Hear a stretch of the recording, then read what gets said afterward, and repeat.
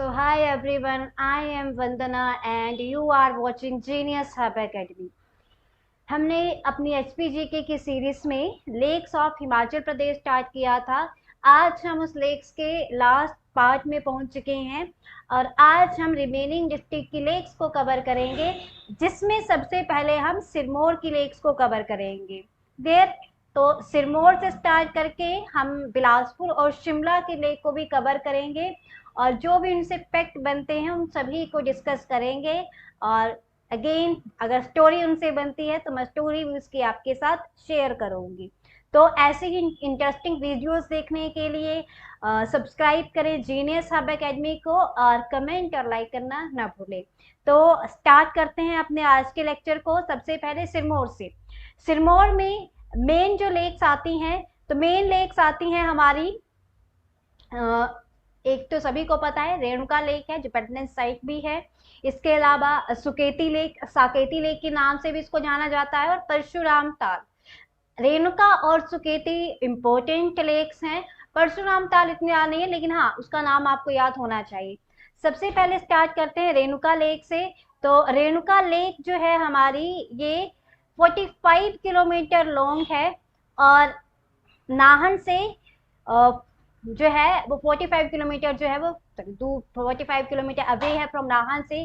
और इसकी जो शेप है वो स्लीपिंग वुमेन की तरह, स्लीपिंग वुमेन की तरह क्यों है वो भी मैं आपको बताऊंगी।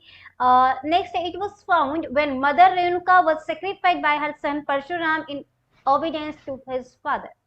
इसकी स्टोरी मैं आपको सुनाऊंगी। नेक्स्ट है Renuka fair is held here yearly. हर साल यहाँ पर रेणुका फेयर मनाया जाता है। बिगेस्ट नेचुरल लेक है हिमाचल प्रदेश की, और ये जो है वो फॉल्ट ऑफ अर्थ क्रस्ट में जो है उससे जो है बनी हुई है। जब जियोग्राफी आप पढ़ते हैं तो उसमें टाइप्स ऑफ लेक पढ़ते हैं, उसमें देखने की लेक किस किस तरह की बनती है। तो ये जो है वो अर्थ क्रस्ट में फॉल्ट या क्रैक आप बोल लीजिए, उसके बनने के कारण बनी हुई है। और ऐसा माना जाता है कि एक टाइम था जो गिरी रिवर है वो यहाँ से फ्लो होती थी। तो इसकी हम स्टोरी डिस्कस करते हैं कि स्टोरी है क्या, इसकी बनती क्या है। तो देखिए, बहुत समय पहले यहाँ पर माना जाता है कि एक जो थे वो राजा रेणु, इस एरिया में जहाँ पर रेणुका लेक है से थोड़ी सी दूरी पर जो है वो राजा रेणु राज करते थे। उनकी दो बेटियां थी, एक का नाम था नेनुका और एक का नाम था रेणुका। एक दिन राजा रेणु रेणुका और नेनुका दोनों को अपने पास बुलाते हैं और पूछते हैं कि बताओ तुम किसका खाती हो या किसका दिया खाती हो। तो नेनुका बोलती है कि मैं अपने जो पिताजी हैं उनका दिया खाती हूँ। लेकिन जो रेणुका है वो बोलती है कि मैं अपने कर्मों का खाती हूँ, मैं अपने भाग्य का खाती हूँ। जब ऐसा राजा रेणु सुनते हैं तो वो तो बौखला जाते हैं कि मेरे महल में रहती है, सब कुछ मैं देता हूँ, उसको कपड़े से लेके खाने तक हर एक सुख सुविधा मैंने दे के रखती है, और ये अभी बोल रही है कि मैं जो है वो अपने भाग्य का दिया खाती हूँ। तो वो क्या करते हैं, जो नेनुका है उसकी शादी तो बड़े अच्छे राज परिवार में एक राजकुमार के साथ करवा देती हैं, लेकिन जो रेणुका है उसकी शादी ऋषि जमदग्नि के साथ करवा दी जाती है कि देखो अगर तुम अपने भाग्य का खाती हो तो तुम्हारा जो है भाग्य यही है, और तुम्हारी शादी ऋषि जमदग्नि के साथ करवा दी जाती है। तो ऋषि जमदग्नि के साथ अगेन रेणुका जो है, क्योंकि उसने बोला था मैं अपने भाग्य का खाती हूँ, तो वो अपना भाग्य समझकर जो है वो एक ऋषि जमदग्नि के साथ जो है वो धूमधाम से और खुशी खुशी शादी कर लेती हैं, उनके साथ रहना शुरू कर देती हैं। तो अब है तो वो राजकुमारी, वो मना भी कर सकती थी, लेकिन नहीं, वो खुशी खुशी जो है वो इस रिलेशनशिप को एक्सेप्ट कर लेती है और उनके साथ रहना शुरू कर देती हैं। अब क्या होता है कि उन दिनों ये वाला जो एरिया है, यहाँ पर सहस्त्रबाहु नामक राक्षस का जो था वो निवास स्थान था। अब उसकी जो मतलब उसके इतनी बड़ी दुष्टता के जो किस्से थे वो दूर दूर तक फैले हुए थे। अब जो ऋषि जमदग्नि है और माता रेणुका है, उनके जो पुत्र थे उनका नाम था परशुराम। ऐसा माना जाता है कि परशुराम जो है वो 6th इनकारनेशन है लॉर्ड विष्णु के। तो परशुराम जो है वो आते, परशुराम उनके जो है वो बेटे थे। एक बार क्या होता है कि माता रेणुका जो है, ऐसा माना जाता है कि जैसे कि मैंने आपको बताया कि गिरी रिवर वहां से गुजरा करती थी, तो गिरी गंगा के नाम से जाना जाता था।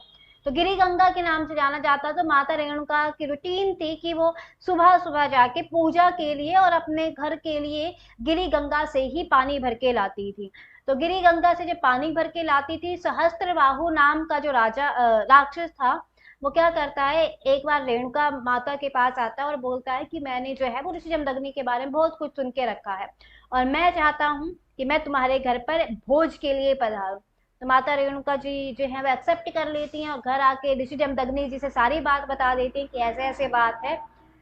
अब जब राजा सहस्त्रबाहु जो है वो उनके घर आएगा तो वो अकेले तो आएगा नहीं, अपने राक्षस गणों के साथ आएगा। तो ऋषि जमदग्नि बोलते हैं कि ठीक है, मैं ऋषि हूँ, मेरे घर से कोई भूखा नहीं जाना चाहिए, मैं उनको अच्छा सा जो है वो भोज करवाऊंगा। तो वो क्या करते हैं, इंद्रदेव से उनकी कामधेनु गाय मांग के लाते हैं कि जब मेरे घर पे सहस्त्रबाहु भोजन करने आएगा तो मैं उसको यहाँ से जितनी भी जो भी उसको चीजें खिलानी है वो कामधेनु से मांग लूंगा और फिर जब वो चले जाएंगे तो मैं कामधेनु गाय आपको वापस कर जाऊंगा। तो वो सहस्त्रबाहु के आने से पहले ही जो है वो कामधेनु गाय को मांग कर ले आते हैं। कामधेनु गाय को वहां पर रखा जाता है।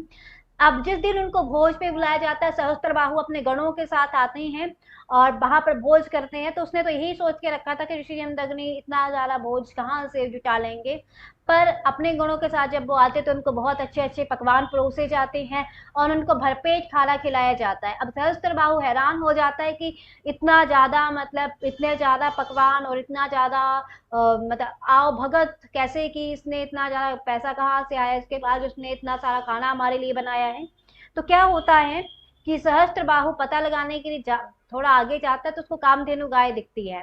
जब उसको पता चलता है कि ये कामधेनु गाय है और सारी इच्छाएं पूरा करता है, जो इससे मांगते वो पूरा करती है, तो वो आता है और ऋषि जमदग्नि से बोलता है कि ये कामधेनु गाय मुझे चाहिए। ऋषि जमदग्नि मना कर देते हैं कि कामधेनु गाय जो है वो इंद्रदेव की अमानत है, मुझे उनको वापिस करना है, मैं आपको इसको नहीं दे सकता हूँ। तो जब मना करते हैं तो अब राक्षस तो दुष्ट होते हैं, वो क्या करते हैं कि ऋषि जमदग्नि और उसके जो राक्षस गण है वो ऋषि जमदग्नि के ऊपर जो है वो प्रहार कर देते हैं। अब ऋषि जमदग्नि को जब प्रहार करते हैं तो ऋषि जमदग्नि भी उनके साथ बड़ी वीरता के साथ सामना करते हैं, लेकिन अंत में जो है वो उनको वो मार देते हैं। जैसे ही माता रेणुका ये सब कुछ देखते हैं तो वो चीखती है, चिल्लाती है, परशुराम को आवाजें लगाती है और परशुराम उस टाइम पर महेंद्र पर्वत पर अपनी तपस्या करने बैठे होते हैं। तपस्या करने जब बैठे होते हैं तो उनको अपनी माता की चीख पुकार सुनाई देती है और उनको पता लग जाता है कि कुछ अनिष्ट हुआ है, तो और वो वहां से आना शुरू हो जाती हैं। इतने में ही जो सहस्त्रबाहु है माता रेणुका को मारने के लिए झपटता है और माता रेणुका उस टाइम पर, जहां पर आज आपको रेणुका झील दिख रही है, वहां पर एक छोटा सा ताल होता था जिसको राम सरोवर के नाम से जाना जाता था। तो वहां पर उस ताल में छलांग लगा देती हैं और छलांग लगा देती है। तो जैसे ही वो उसमें छलांग लगाती हैं तो वो जो एक छोटा सा राम सरोवर या रामताल था वो एक झील में परिवर्तन हो जाता है और झील में परिवर्तन जो उसकी शेप है, क्योंकि माता रेणुका ने छलांग लगाई थी, तो वो शेप जो है वो स्लीपिंग वुमेन की तरह हो जाती है। तो इसीलिए हम इसको sleeping women shape like lake भी कहते हैं। तो स्लीपिंग वुमेन की तरह हो जाती है। इतने में ही फिर सहस्त्रबाहु जो है वो वापिस चला जाता है और परशुराम जी वहां पर आ जाते हैं। जब परशुराम वहां पर आ जाते हैं तो वो सब कुछ देखकर जो है उनको पता लग जाता है कि क्या हुआ है यहाँ पर।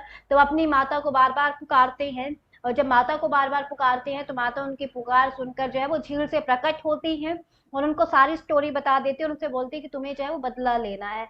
अब परशुराम जी बोलते हैं कि आप मुझे छोड़कर मत जाइए, आप यहीं पर रहिए। परशुराम जी के बार बार निवेदन करने पर माता रेणुका उन्हें वचन देती हैं कि मैं हर साल कार्तिक मास की जो है वो शुक्ल पक्ष की तिथि को आपके पास मिलने आया करूंगी और हर साल मैं यहाँ पर आऊंगी आपसे मिलने। फिर उतना कहकर जो है वो माता रेणुका दोबारा झील में समाहित हो जाती है। इसीलिए ये जो मिलन होता है माँ और बेटे का, हर साल वहां पर दिवाली के 10 दिन के बाद, सिरमौर का जहां पर रेणुका झील है, वहां पर दिवाली के 10 दिनों के बाद 6 दिन के लिए यही जो डेली मीटिंग होती है माता रेणुका और परशुराम जी की, उसको सेलिब्रेट करने के लिए रेणुका फेयर सेलिब्रेट किया जाता है। तो ये हर साल जो है मीटिंग है उनकी। और दूसरा फिर जो है परशुराम जब माता को वचन दे चुके हैं कि मैं बदला ले लूंगा, तो सर परशुराम जो है वो सहस्त्रबाहु का भी वध कर देते हैं, उनके राक्षस गणों का भी वध कर देते हैं। तो यही स्टोरी थी रेणुका लेक से रिलेटेड। ऐसा बोला जाता है कि प्राचीन समय में ये लेक जो थी वो दूध की हुआ करती थी, लेकिन अब जैसे जैसे जो है वो समय आगे बीतता चला गया तो उसके कारण ये जो है वो पानी में परिवर्तन होगी। लेकिन अभी भी अगर झील के पानी को टेस्ट किया जाए तो वो दूध की तरह टेस्ट देता है। बाकी इसमें जो है वो हर साल फेयर मनाया जाता है, जो मैंने आपके साथ डिस्कस कर दिया। बिगेस्ट नेचुरल लेक है और ये जो है वो एक फोल्ड के कारण बनी हुई है, और बाकी सारे मैंने बोल दिए आपको। यहाँ पर जो इसके फैक्ट बनते हैं वो सारे यहाँ पर लिखे हुए हैं, जो मैंने आपके साथ डिस्कस कर दिए। तो यही स्टोरी थी रेणुका लेक की। अब हम नेक्स्ट देखते हैं। नेक्स्ट लेक है सुकेती लेक। अब ये जो सुकेती लेक है ये इसलिए इम्पोर्टेंट हो जाती है क्योंकि प्रेजेंट टाइम में अब आपको ये इतनी ज्यादा प्रोमिनेंट देखने को नहीं मिलेगी, क्योंकि अब ये रेत वगैरह से भर चुकी है। ये जो सुकेती लेक है, सबसे पहले ये सुकेती लेक इसलिए इम्पोर्टेंट है क्योंकि ये यहाँ पर जो है वो सुकेती फॉसिल पार्क, या इसको शिवालिक फॉसिल पार्क के नाम से भी जाना जाता है, वो सिचुएटेड है। इम्पोर्टेंट क्यों है? क्योंकि ये एशिया का सबसे ओल्डेस्ट फॉसिल पार्क है। एशिया का सबसे ओल्डेस्ट फॉसिल पार्क जो है वो सुकेती लेक के किनारे सिचुएटेड है, और इसको शिवालिक या साकेती फॉसिल पार्क के नाम से भी जाना जाता है। और ये सुकेती लेक जो है, ये सुकेती लेक मार्कंडे रिवर के बैंक पर सिचुएटेड है। मार्कंडे रिवर के बैंक पर सिचुएटेड है, लेकिन अगर उससे भी डीप में फैक्ट पूछा जाए तो मार्कंडे लेक के अलावा वहां पर एक साकेती खज बहती है। एक साकेती लेक मंडी, साकेती खज मंडी में भी पड़ी थी, जो बल वैली को 2 इक्वल पार्ट में डिवाइड करती है। ऐसे एक सुकेती खज है जो Suketi fossil park, Shivalik fossil park को 2 equal Suketi fossil park, Shivalik fossil park जिसके किनारे पर सिचुएटेड है, तो इसीलिए ये इम्पोर्टेंट है। नेक्स्ट आती है परशुराम ताल। इसका सिर्फ आपको नाम पता होना चाहिए परशुराम, क्योंकि स्टोरी मैंने पहले डिस्कस की है। जो सिरमौर की भूमि है और जो रेणुका लेक वाला एरिया और महेंद्र पर्वत वाला एरिया है, उसको परशुराम भगवान की तपस्थली के नाम से जाना जाता है। और उसके जो आसपास के लोग हैं, वहाँ के आराध्य देवता भी परशुराम जी है, तो उनके लिए ये जो एक छोटी सी झील है उसको परशुराम ताल के नाम से जाना जाता है, जो सिरमौर में सिचुएटेड है। ओके, इसी के साथ सिरमौर की सारी लेक खत्म होती है। 3 ही इंपॉर्टेंट लेक हैं, रेणुका लेक, सुकेती लेक और हमारी परशुराम ताल। नेक्स्ट आता है शिमला। शिमला में जो हम नेक्स्ट लेक पढ़ेंगे, मेन इंपॉर्टेंट वो लेक है। यहाँ पर जो मैप लगा है वो सिरमौर का मैप लग गया है, तो मैप को थोड़ा साइड में रख के जस्ट आप फैक्ट पर ध्यान देंगे तो सिरमौर की जो मेन लेक्स हैं वो शिमला की सब में इंपॉर्टेंट लेक है वो सबसे पहले आती है गढ़कुपर, उसके बाद आती है चंद्रनाहर, उसके बाद आती है कराली, उसके बाद आती है सरूताल, उसके बाद तानू जुब्बल के बाद बारदोंसल लेक आती है। सबसे पहले चंद्रनाहन से स्टार्ट करते हैं। चंद्रनाहन जो लेक है इसका हमने एक इम्पोर्टेंट रिवर के टाइम पर जिक्र किया था कि एक रिवर यहाँ से मतलब है वो जो ओरिजिनेट होती है। क्लियर?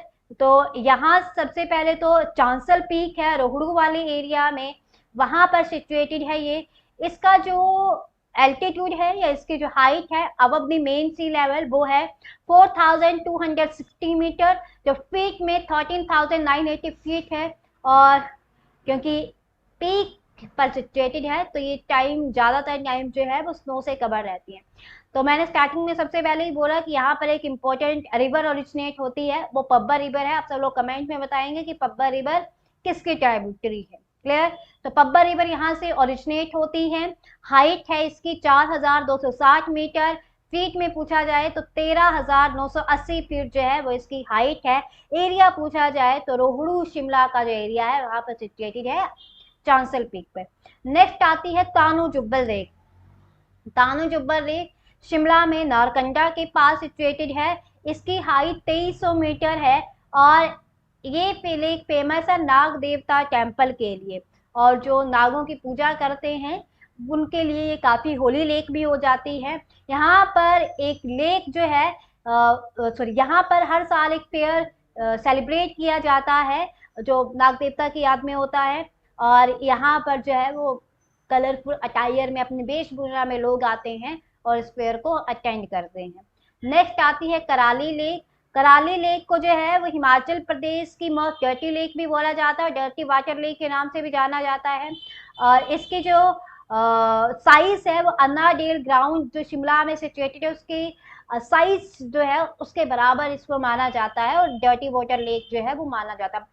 डर्टी वाटर लेक क्यों माना जाता है? क्योंकि आपके जैसे हमारे जैसे टूरिस्ट वहां पर जाते हैं, हर साल वहां पर जाएंगे, अपने साथ जो भी सामान लेके गए होंगे, खाने पीने का बोतल और वो भी जो भी सामान लेके गए होंगे वैसे फेंक के चले आते हैं, तो इसके कारण वहां से पोल्यूशन बढ़ रहा है, और पोल्यूशन बढ़ रहा है तो सबसे ज्यादा पोल्यूशन हो गया है, इसलिए इसको डर्टी वाटर लेक के नाम से जाना जाता है। तो एक बात यहाँ पर ये भी है, क्योंकि पोल्यूशन बढ़ रहा है तो हमारी ये रिस्पॉन्सिबिलिटी है और हमारी फंडामेंटल ड्यूटी भी है कि हम जो है वो अपने जो टूरिस्ट प्लेस है और अपने जो धरोहर है उनको सुरक्षित करके रखें, पोल्यूशन ना वहाँ पर फैलाए, इन्वायरमेंट को कंजर्व करके रखें। ओके, नेक्स्ट आती है बिलासपुर की लेक। जो शिमला की लेक थी जिनके इंपॉर्टेंट फैक्ट बनते थे वो इतनी ही है। बिलासपुर में सिर्फ एक ही लेक आप पढ़ेंगे जो इंपॉर्टेंट है, वो है गोविंद सागर लेक, और वो नेचुरल लेक नहीं है, वो आर्टिफिशियल मैन मेड लेक है। तो बिलासपुर में आप एक ही लेक पढ़ेंगे, बिलासपुर की लेक है गोविंद सागर लेक। तो गोविंद सागर लेक पढ़ेंगे, गोविंद सागर लेक इंपॉर्टेंट लेक है। इसके जो इंपॉर्टेंट फैक्ट बनते हैं, सबसे पहले तो एक आर्टिफिशियल या मैन मेड लेक है, बिलासपुर डिस्ट्रिक्ट में सिचुएटेड है, सतलुज रिवर में, सतलुज रिवर के ऊपर जो है ये बनी हुई है। ओके, फेमस किससे के लिए है? तो वाटर स्पोर्ट के लिए फेमस है और फिशिंग के लिए भी फेमस है। भाखड़ा जो वर्ल्ड का हाईएस्ट ग्रेविटी डैम है वो भी इसी लेक पर सिचुएटेड है, जिसके ऊपर भाखड़ा नांगल प्रोजेक्ट बना हुआ है। इसके अलावा ये जो भाखड़ा डैम है और गोविंद सागर लेक है उसका पंडित जवाहरलाल नेहरू ने टेम्पल ऑफ रिसर्जेंट इंडिया, मतलब आधुनिक भारत का मंदिर भी कहा है। इसका जो एरिया है वो 168 किलोमीटर स्क्वायर है, और इसी के साथ ये जो है वो 88 किलोमीटर जो है वो लॉन्ग है, मतलब इसकी जो लेंथ है पूरी वो 88 किलोमीटर है। और 88 किलोमीटर इसकी लेंथ होने के साथ साथ अगर हम इसका पूरा एरिया देखें तो एरिया इसका 168 किलोमीटर स्क्वायर है। ओके, इसके अलावा जो है ये बोला गया है कि यहाँ पर जो है वो 10,000 हेक्टेयर का कंट्री लार्जेस्ट फिशिंग पॉइंट भी है, और यहाँ पर जो है फिश ब्रीडिंग जो है वो की जाती है। तो काफी इंपॉर्टेंट लेक है, वाटर स्पोर्ट्स के लिए फेमस है, फिशिंग पॉइंट के लिए फेमस है, आर्टिफिशियल लेक है, मैन मेड लेक है, 88 किलोमीटर लॉन्ग की इसकी लेंथ है। एरिया अगर पूछा जाए तो 168 स्क्वायर किलोमीटर का इसका एरिया है। और इसके बारे में हमने भी एक रिवर के टाइम पर डिस्कस किया था, ब्यास रिवर के। तो वो जो पंडोह लेक है वहां से 2 टनल्स बनाई गई हैं, उन दोनों टनल्स का पानी इस लेक के जो हमारी भाखड़ा नांगल डैम है उसकी या सतलुज रिवर के साथ जो है वो मिलाया जाता है लापड़ नामक एरिया पर। तो ये भी इंपॉर्टेंट फैक्ट है जो आपको पता होना चाहिए, और ये सारे इंपॉर्टेंट फैक्ट है गोविंद सागर लेक के बारे में। तो इसी के साथ हमने हिमाचल प्रदेश की हर एक डिस्ट्रिक्ट की जो इम्पोर्टेंट लेक थे उन सबको कवर कर लिया है। ऊना में, हमीरपुर में और सोलन में कोई भी लेक्स नहीं है जिनके बारे में हम पढ़ पाए, और ऐसी लेक है भी नहीं वहां पर, तो इसीलिए ऊना, हमीरपुर और सोलन आपको लेक्स में देखने को नहीं मिलेगा। बाकी इसके अलावा जहां जहां पर जो जो लेक्स हैं artificial as well as natural lake, उन सब के बारे में हमने डिस्कस कर लिया है। इसके बाद हम नेक्स्ट टॉपिक स्टार्ट करेंगे, और लेक्स जो है वो यहीं पर खत्म होता है। ऐसे ही एचपीजीके और बाकी सब्जेक्ट को कवर करने के लिए और कॉम्पिटिटिव एग्जाम को निकालने के लिए फॉलो करें genius hub academy. Thank you.